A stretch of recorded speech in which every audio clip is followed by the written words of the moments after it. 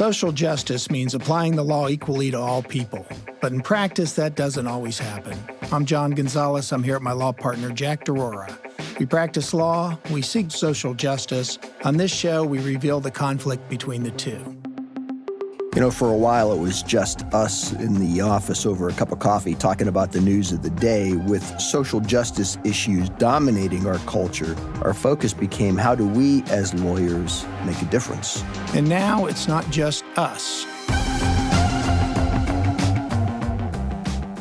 Today we have our friend Jim Meany, an attorney, and here to talk, Jack, with us about Trump's executive order affecting the big law firms. Hi, Jim. How you doing today, guys? Thanks for having me. We're doing good. So it's interesting what's obviously going on in our country, and the one thing that hits a little bit closer to home is an executive order directed at a particular law firm and really directed at particular lawyers in those law firms that I couldn't find the actual executive orders. I don't know if either of you two guys have seen it. I do know that some of what has been prohibited by our president is limiting access to the federal buildings for these lawyers, directing agreements to terminate on federal contracts with their clients, and suspending their security clearances. Now, why would Trump pick that fight? Well, let me tell you, I did look at some of the executive orders, and they were interesting. Now, what's interesting is the language that he uses. For instance, he's used phrases such as the Paul Weiss firm engaged in harmful activity. Well, what was that harmful activity? Well, a partner in that firm brought suit against the individuals who stormed the Capitol on January 6, 2021. Then he accused the Perkins Cioe firm of dangerous and dishonest activity. Well, loosely translated, that means they represented the Hillary Clinton presidential campaign in 2016. And then he accused the Susman Godfrey firm of working to degrade the quality of American elections. And what the Susman Godfrey firm did was represent Dominion voting systems against Fox. So these are firms that he just doesn't like on a personal level.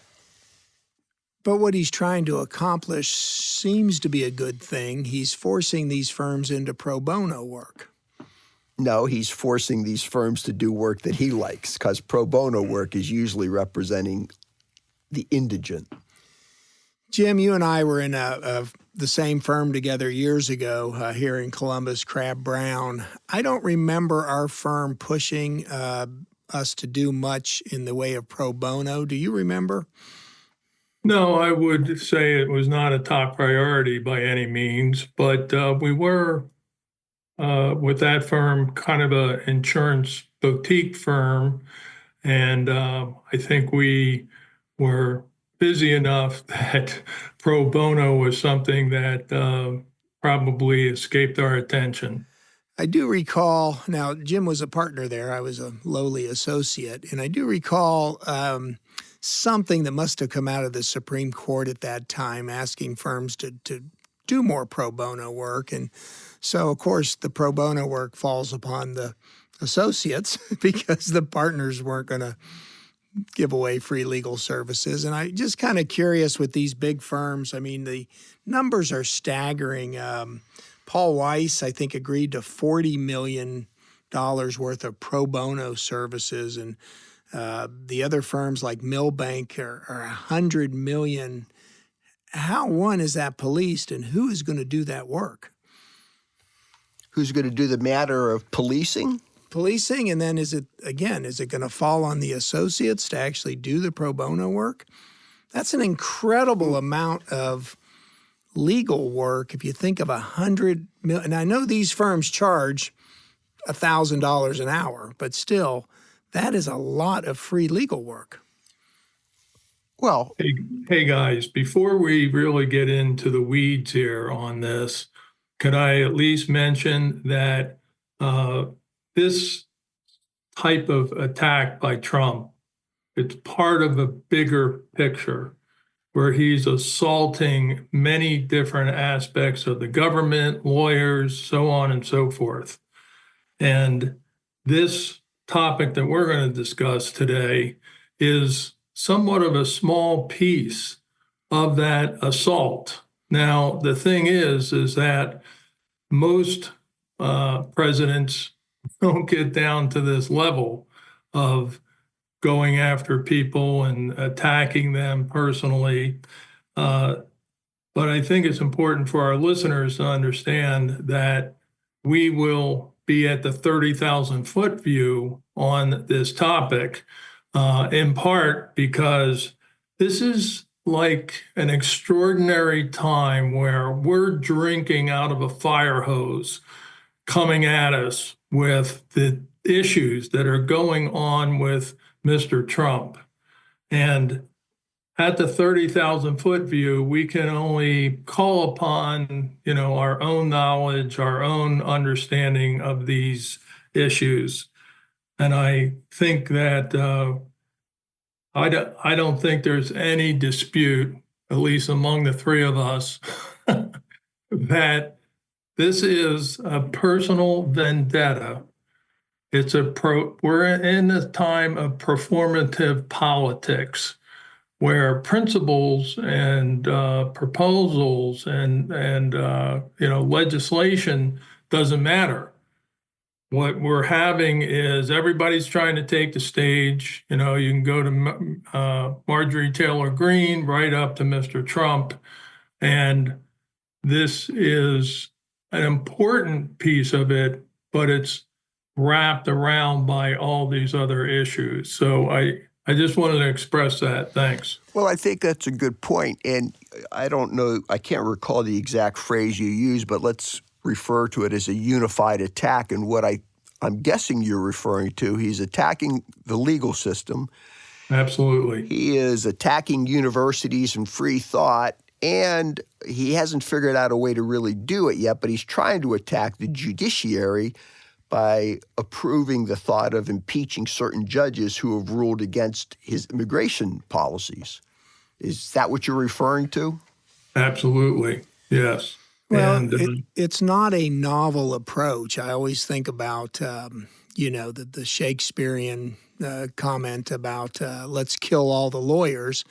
And, the comment comes in the form of lawyers really hold the society together. They're part of the fabric of society. And if you create chaos among lawyers, as Shakespeare would say, kill all the lawyers, you can create chaos in society and the foundations of society. Well, I think what's interesting here is how quickly a number of these high-powered firms, and these are firms that gross revenues as high as $7.2 billion a year, how quickly some of them capitulated and struck deals as opposed to four firms that fought and obtained temporary restraining orders. I looked at one case. It was the Jenner and Block case.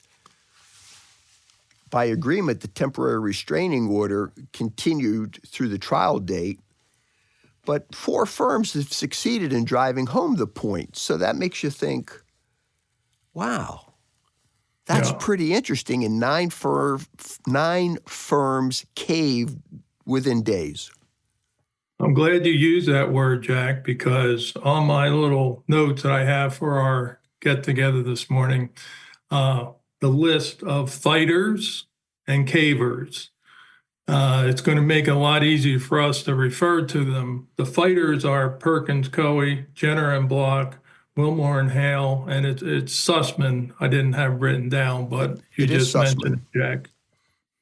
And then the cavers are Paul Weiss, Garden Apps, Wilkie Millbank, Kirkland and Ellis, Rifkin, Wharton and Garrison, Wilkie Farr, Latham and Watkins, Millbank, Cadwalader, Wilkingham, and Simpson and Thacker. Oh, by the way, do you know the sin that Cadwalader committed? Who knows? Well, what was his name? Todd Blanche? Is that the attorney who represented Trump in the New York case? Right. Is it Blanche? I think so. Well, when he said he wanted to represent Trump, the firm said, not if you're part of this firm. So ergo, or ergo is not the right word. So now we see that Trump handed an executive order that would strip Cadwalader of representing large corporations against in their discussions with federal agencies.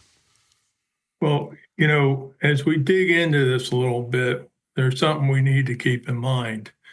This group of lawyers, fighters, and cavers, this is an important time for the Supreme Court actually to set out who is going to prove their case.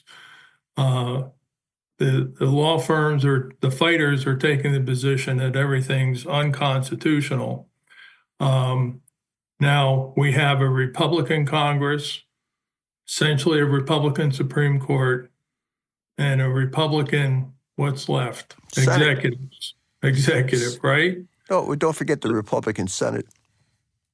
I guess I included them in Congress. Okay.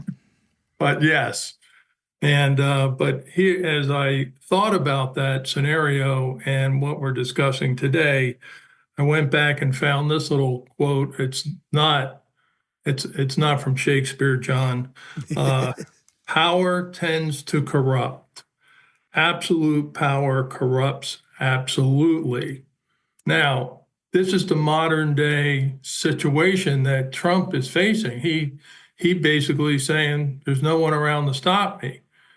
And throw into this formula the fact that the Supreme Court, what was it, last year, granted Mr. Trump or the then president immunity from a variety of matters, whether he had official acts, unofficial acts, so on and so forth. So this is probably on what they call the outer ring of his authority.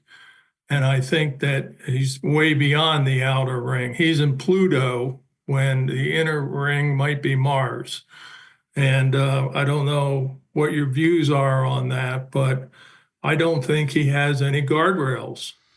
Well, he certainly has no guardrails, but I think for our listeners, we need to take a little more basic approach because people wonder, well, what do we mean an executive order isn't constitutional?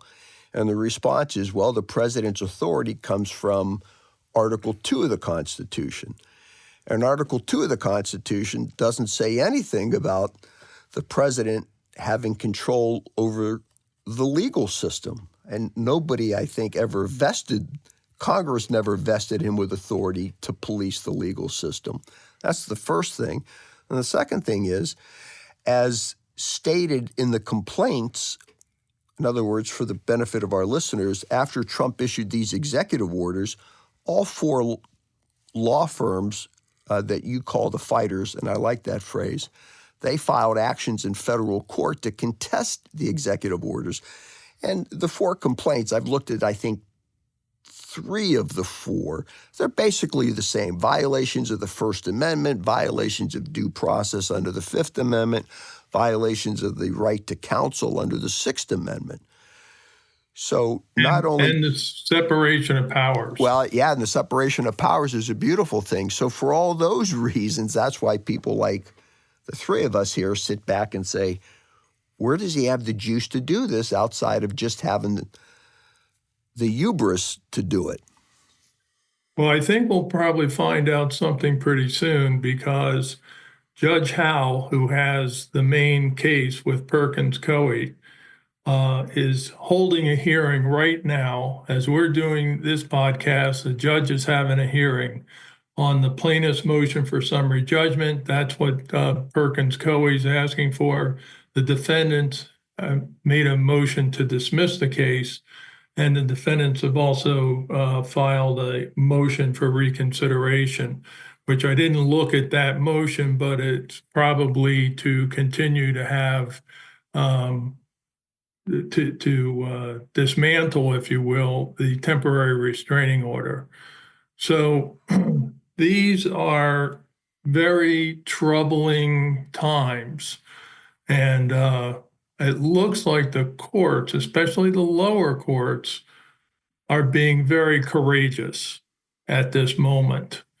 And they are, when you look at the broader picture, immigration and so forth, and who's going to El Salvador and not for a vacation. So the court is in process, and it seems that the U.S. Supreme Court on some of the other Trump end runs have at least tried to put a hold on things until things can be handled more expeditiously. Well, to me, this is typical Trump, and it has nothing to do with the merits of any legal case. What Trump likes to do is to push the bounds of his authority and then see if anybody backs down or fights. And then the people that fight usually win, but the people that don't, like the cavers that you talk about, Jim, capitulate, and Trump gets what he wants, which is in the news, taking on the big firms, punishing his opponents. I mean, Trump does not care about, in my mind, the legal arguments that are raised in those briefs, and probably doesn't care whether he wins or loses, because last count, he's got, 10 of the biggest law firms in the country groveling at his feet to make sure that they can keep their business. By the way, the fighters, you take a firm like Susman. I mean, they did the Dominion voting system case. I can see why they would fight. I mean, what are they going to lose? How much can Trump hurt that firm? I mean, they basically took on the Trump administration in those cases. Well, I think the common element with all these firms is that they all have national clients. Think Boeing. Well, but yeah. Stop with the common elements and just think about what a firm has to think or do in face of the executive order. And I'm saying Susman doesn't have a lot of risk or is going to lose with a firm like Paul Weiss might. Now, I don't know how much money Paul Weiss... I don't know why you say that. They're both in the same boat in terms of the potential client loss. They're both in the same boat. What I'm saying is I don't believe that's true. When you take a case like the voting systems where you're basically calling Trump, Fox News, and all these MAGA people liars, you're not going to be that intimidated if the president comes after you. Oh, okay. If you're Paul Weiss and you've got 100 clients that have executive contracts with the federal government for told of millions of dollars in revenue, there's a little more leverage the Trump administration has. Well, see, there's where you and I are maybe not quite sure of the facts. Sure. I think my sense is that all of the fighters and all of the cavers represented some number of national clients that need to be before federal agencies. So they all had the same risk. Now, I think what you're saying is Susman Godfrey just has bigger stones than Paul Weiss, but I think they have the same potential risk. I don't think so, and I'm guessing here too. But when I read about Paul Weiss and some of these firms, they're not the type of firm that takes on the federal government, like a Susman. And Jim, you've probably participated at law firms in the high-level meetings. You're certainly a partner when we were at Crabb Brown. You were with the AG's office. I'm sure they have high-level meetings. How does a firm go about deciding, do we cave or do we fight? Well, I guess that's the big question. Personally, I think that the fighters are doing a good job and ultimately will prevail. The cavers, I think, are actually despicable. And I say that because... Don't mince words. These law firms and the lawyers in these law firms, have probably been involved with their various bar associations, leaders in the legal world of their cities, and in some instances, the whole country. So you have these would-be leaders who we would normally expect to defend the rule of law and the role of lawyers. And that's why I say I think it's despicable. I really think that those law firms should be leading the charge. They should put their own monetary interests aside for 10 minutes and join in. You know, there are 500 law firms that have joined an amicus curiae brief in this matter, 360 law professors, 340 solo small practitioners, federal judges, former federal judges. I mean, these are people who are standing up and saying, this isn't right. Now, look, maybe I'm being too simplistic, but when you look at these cases and you look at them coming from a matter of personal vendetta, there isn't any question. There is no question whatsoever what the impetus is for these lawsuits. I'm sorry, for the executive order and the resulting lawsuits, when lawyers should be standing together. And when, you know, when we have these cavers getting the press and being aware of, you know, us being aware of them, you know, none of them want to make any comments on the public record. But I don't know. I look at the cavers and I say, what the heck are you guys doing? I have more sympathy for the cavers than I think both you and Jack, because I think that as an attorney, what happens to my client, not what happens to me, is very important.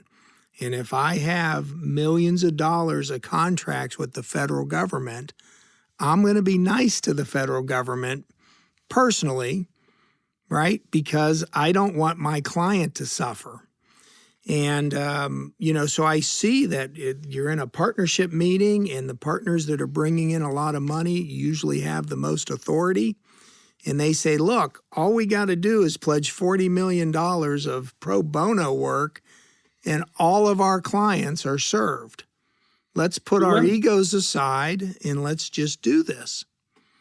Let me ask you this. We don't know a heck of a lot of how these meetings are going with the cavers, but who are they granting this benefit to? Is it to Donald Trump personally, or is it to the President of the United States? I can't imagine the President of the United States calling in law firms who aren't ruling the way the president wants and exacting some type of, you know, quid pro quo. And the thing that gets me going about the cavers is, where's the line, gentlemen? Where is the line? Are you going to allow the President of the United States to go, oh, hey, you know, last week there was such and such a result in a particular case involving Crab Brown, involving, you know, Thompson Hine or B Hall Law Group, and what are you going to end up with? You're going to end up with governance by litigation and threats. Now, John, you can't tell me you're in favor of that occurring in our legal system, or can you? No, I can't imagine any lawyer would be in favor of what Trump is doing, but I can tell you that one of the reasons I'm not with a big firm is because I want to do my own stuff and not have to capitulate to the governing body of a big firm. And even if you take it to the lowest level of a conflicts check, sometimes a partner has to give up a lucrative client because other partners have clients and it's a decision that's made. But also, Jim, I'm not as trusting in the notion that big law is the you know, bulwark against these overreaches by the government. I mean, you take a look at Paul Weiss. They represented Exxon, Philip Morris, the NFL against the players and the concussions, the subprime lenders. You know, they have assaulted rights across the board if you're a libertarian. So it doesn't surprise me that they're taking the position that, yeah, if the government's going to push us around, we'd rather make our clients money and make ourselves money and go along with it. Well, you're just echoing what Jim said a few minutes back, which was these law firms need to take 10 minutes away from thinking about their wallets and need to think about the bigger picture. So you've painted a picture of Paul Weiss not exactly being the poster child of what we want law firms to be doing. But at the same time, we also respect law firms for advocating positions that we don't like because everybody deserves a lawyer. So the issue is, don't law firms have an obligation to see beyond themselves, to see beyond their own interest, even to see beyond their client's interest when the system itself is at risk? That's the fundamental question. Or have I framed that incorrectly? No, well, I'm glad that you did, because these lawyers in these law firms are just like us in the sense of we take an oath when we get, the bar in a particular court or to initially become a lawyer. And we are supposed to follow the rules of conduct that exist in our state. And those rules of conduct, I believe, require, it's a duty to operate with zealousness, to challenge, the case as best you can without breaking the law. Now, these bigger firms who you're alluding to, really the cavers, is how it's okay for them to have represented the Democratic Party or this person or Dominion. And they were required, duty-bound, in my opinion, to operate zealously. Now, if Trump didn't like that, first of all, too bad. Secondly, they have an opposing duty to what Trump wants them to do, which I guess is not represent clients that he doesn't like. So, this intimidation factor is something that is very, very concerning to us in the legal profession and those who may end up being a target of Trump. I mean, this is nothing more than a personal vendetta. I can't believe that the Supreme Court's going to, despite a couple of our, well-known conservatives, are going to stand for that. Like, is that something that's been put in the Constitution in Article 2 to, if the president feels he has a personal vendetta against somebody, he has the authority to bring an action? No. What's also interesting about it is the part that doesn't get as much attention, although it certainly does in the legal actions filed by I just thought about it.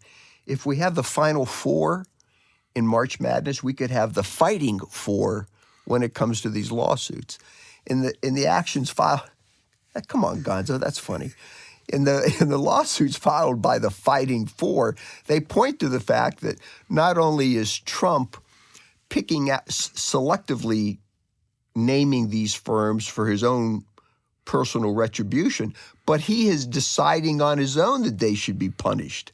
I mean, it's really antithetical to how we govern ourselves that one person accuses and one person judges and one person metes out the punishment all in one. Well, and if you accept that Trump has some type of immunity, right?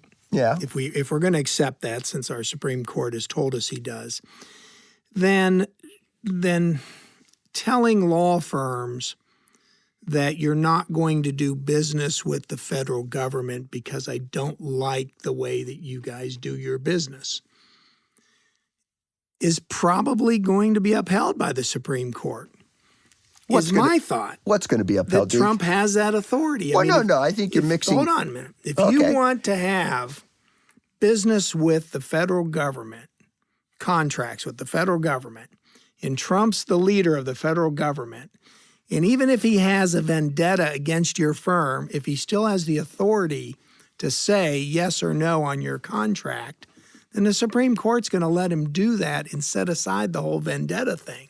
Oh, I disagree. Why? I think you're confusing, if I should be so bold, because I think you're a great lawyer, and I say that genuinely. You're mixing sovereign immunity, which the court clearly granted him very broadly, sovereign immunity with his ability to punish law firms. I think those are two different things. But what about his authority to contract, or at least have authority over the contracts the federal government makes with entities?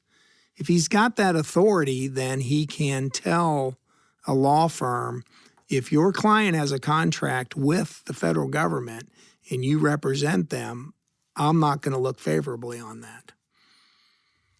Well, is he doing the best for representing the United States or representing Donald Trump? Well, yeah, and of course not. He's representing his own interests, yes. Well, here's an interesting hypothetical. So the things that we're talking about, Trump just ignores, and some appellate court or lower court and even Supreme Court rules against him and attempts to enforce that action with some type of contempt. And let's just say they throw Navarro in jail, okay? And what do you think is going to happen to Navarro serving a contempt for 1 day? 0, because what's going to happen? Donald Trump is going to pardon him. I mean, he just pardoned 1,500 people who rioted on the Capitol. And see, he's got the system wired now where he has all the branches of government, and he has the pardon power. Do what you want, say what you want, I'm going to pardon them. I mean, he's pretty much done that on the campaign trail with the January 6th hooligans. And, I don't know.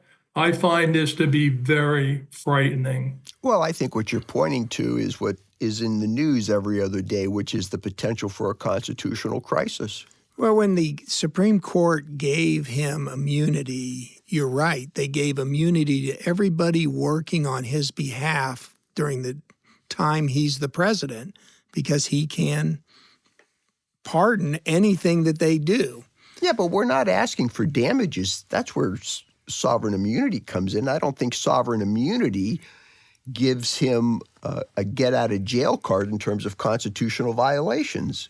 I might disagree with that based on what the Supreme Court's saying, but we're back to these law firms that I think in a lot of ways are making business decisions based upon what's right for their clients.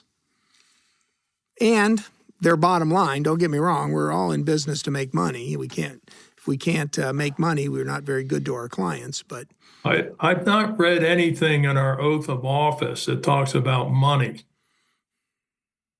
I'm sorry, but it seems to me that that's secondary to the principles and the rule of law, and even trying to deal with Trump's puppet show that he has going on. I mean, this is really, I've developed a real anxiety over the last 100 days of Mr. Trump. Anxiety, first of all, for what he's doing and how he's going about it. And then these law firms basically giving him a free pass without trying to challenge him. I mean, as a lawyer, I'm getting very anxious about where we're headed. You know, you said something that was very interesting, and it's gotten by me, and I'm kind of embarrassed by that. But, you know, when you look at our code of ethics, it talks about zealous representation. It talks about honesty, obeying a client's lawful directives, et cetera. It doesn't say anything about making business decisions. It doesn't say anything about evaluating your financial wherewithal. That gets overlooked, and that's very important. Jim, when we talk about the ethics of it, I got a question. I posed this to Jack a week or so ago, because I was wondering what these ICE agents think about when they are violating the rights of these refugees and immigrants when they stick them on a plane to a country where they're not coming back from. And I said, why are they doing it? Why are these actual individuals, who are they, doing this? And Jack kind of gives them a pass. They're just doing their job. And now we start to talk about these law firms that, they should stand up to Donald Trump. Should these ICE employees stand up? Well, hold on for a second. I don't exactly give them a pass, but I can see how the average working individual is frightened because he's got to support a wife and family. And so he is pressured into doing things that are anathema. I see the same But I don't see the same thing with these firms. I don't see it for Paul Weiss. I don't see it for Skadden Arps. They're just in a whole different universe. Plus, hold on for a second, boys and girls. As Jim has pointed out, lawyers have a whole different set of ethics and constitutional responsibilities. What do you think, Jim? Is there a difference there? Well, let me make sure I understand the question. You're saying an ICE agent who's acting under the quote unquote authority of the president, how do they feel about it? What should they do? I'll tell you what, there's this guy named Holman. He's supposed to be in charge of ICE and this immigration assault. And I saw him on TV the other day, said, "We're here to follow the law, and we're going to follow the law and the Constitution." And we are. No, you're not. You're not following the Constitution. You're not following the law. But they stand up, the ICE agents say, "That guy's my boss." I mean, forget about the president for a second. Is it an ethical dilemma for the ICE people? I would say their motivation to do their job probably exceeds their concerns over, plus the president has pardon power. So if we're doing the wrong thing, then I can get pardoned. I just am telling you that I can see, and I don't agree with it, that a lot of those lawyers at Paul Weiss or Milbank or Skadden are doing their jobs. Their ethical jobs of representing clients across the spectrum of the federal government. And if they don't capitulate to Trump, they may not be able to do their jobs. Now, the difference is they're making a lot more money than the ICE agent, but the ICE agent could also stand up and say, "No, I'm not going to do this. I'll go find something else to do." Because that's what you're asking these lawyers to do, right? Go find something else to do? Well, here's another thought. Here's another way of looking at it. And it's no different than what we learned as little kids. So you give in to the bully comes back. So what happens with Paul Weiss 2 years from now? If assuming that we don't have final decisions on the cases brought by the Fighting Four, assuming that, does Trump come back in 2 years and say, "Hey, that deal we cut with you, Paul Weiss, I'm going to expand it. You're going to be doing more now." You just can't make deals with bullies. He already did that. He's come back to like Columbia, and he's come back to some of these law firms, and he's made statements that, "Well, we're going to have them represent the coal industry." These people from Paul Weiss, as far as I know, said, "What? Wait a second. I don't remember that being in the deal." And Trump saying, "Well, it is in the deal." And then if you dig into this, I don't think there's anything in writing at this point. So also my girlfriend, who keeps good track of this stuff, says that they don't even have an actual deal, that the details are murky. And there are two different interpretations on some of these things. And here, I go back to a question I asked at the beginning and didn't get much of a response from you guys. So let me try again. Sure. Is who is the recipient of these alleged pro bono hours? Is it Mr. Trump personally, or is this the President of the United States getting law firms to give pro bono work? I mean, it's ridiculous, isn't it? Well, from what I've read, and this was a few weeks back, it was veterans groups, federal workers, which threw me off because federal workers are being fired. I can't remember. I remember a third group, but certainly they were groups that were A, proposed by Trump, and B, don't fall in the category that we generally associate with pro bono work, which is the indigent. Yeah, and he did say the mining companies, which was a little bizarre. So now he's getting to direct how law firms practice law. There's a great idea. You know, guys, it just struck me what he's doing. Since the Department of Justice essentially isn't operational, he's negotiating for these private law firms to run in lieu of the Department of Justice, because the Department of Justice is doing nothing at this point other than being Trump's personal lawyer.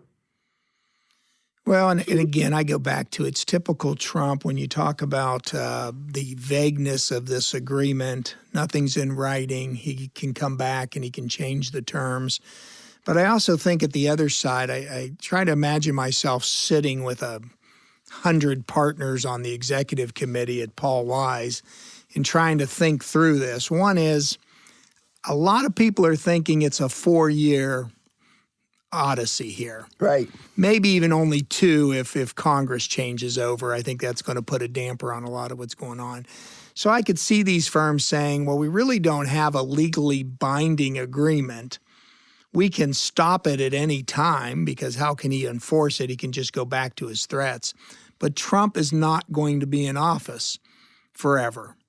And if we just ride out the storm, we get to keep, our bounty here. Unless his successor is of the same ilk, then you're fighting the same fight. I know, and you told me that I'm naive to think that a J.D. Vance or a Ron DeSantis would do things differently. I would, Mr. Gonzalez, I would never call you naive. I would just accuse you of being too open-minded. How's that? I guess my thought on this, Jim, is there's a lot to me that went into the decision of the big firms to be cavers that I don't think are necessarily either irrelevant or unreasonable considerations. I would like to think that if I was in those partnership meetings, I would be outraged as we all are here about what Trump's doing. But also you got to listen to your partners who are saying, look, there may be a way that we can get through this and still maintain the good work we are doing for our clients.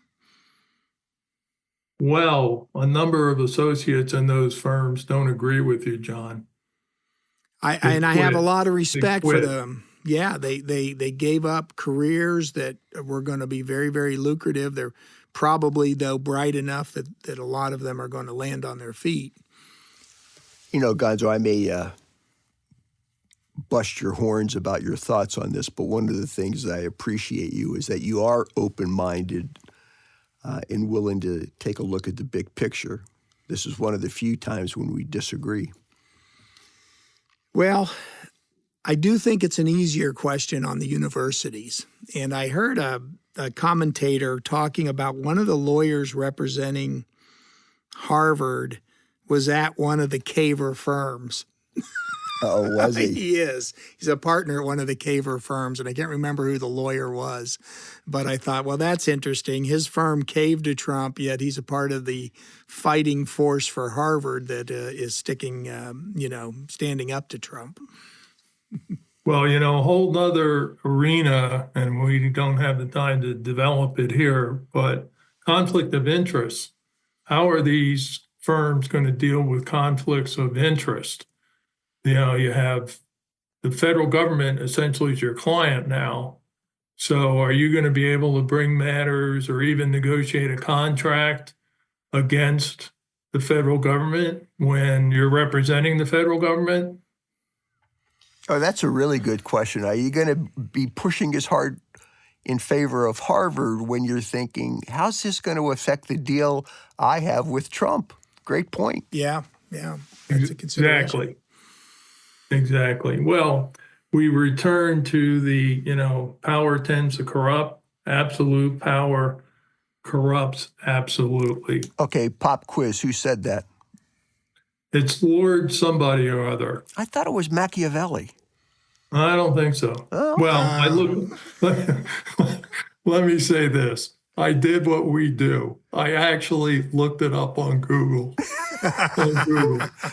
And Google said Lord Act in 1400. Oh. Well, a lot of people probably have repeated it. I may not have the name right, but it was one of the British lords. So we can save that for next time. Okay. Yeah, I'm going with my quote, which was, "Let's kill all the lawyers." Yeah, that'll doom society. And all right. Well, authoritarian approaches to government do focus on professionals. I was reading a book about the Holocaust the other day, and one of the things the Germans did when they went into Poland was they took a bunch of people, maybe 200, out to the field, which included all the lawyers they could find, and shot them to death. And I think that's pretty big part of authoritarianism is getting rid of the lawyers, because we're going to be the law. We don't need the lawyers. And we don't want these lawyers bringing up issues about the rule of law or some nonsense about that. When I'm the dictator, we don't need the lawyers. And it seems to me that the big firms have the resources to stop what Trump's doing. But I do think that the one place that the Trump administration and really our conservatives have not gotten a lot of foothold is with the voting rights. Because ultimately, that's where you can defeat Trump in the Republican, conservative, MAGA, whatever we want to call the alt-right, is at the ballot box. And if they are able to reduce people's rights to votes and reduce the number of people that can vote, which they keep trying, then I think it's all going to fall apart. And I do think that big firms are very vital to fighting for that. Well, did you see who Trump has sued in the last week? No. Chris Krebs, the guy who ran the last election, certified essentially that there was no hanky-panky, that the results were solid. Now Trump sued him. Well, my understanding, too, is this guy that's negotiating with the big firms that are getting the cavers to cave, Boris Epstein, I'm sure I'm not pronouncing his name correctly. He was indicted in Arizona for trying to overturn the election.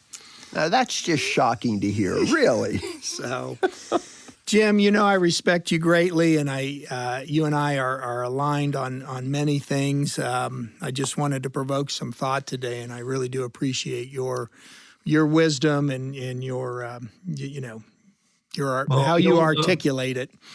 I don't know if it's wisdom, but early on you said you were a lowly associate at Crab Brown. And I was going to interrupt at that point and say, John, you've never been lowly. I'll second that. Thank you, Jim. Jim. Okay, guys. Have a great day. I share Gonzo's thoughts. Wonderful to have you with you, Jim. Thank you so much.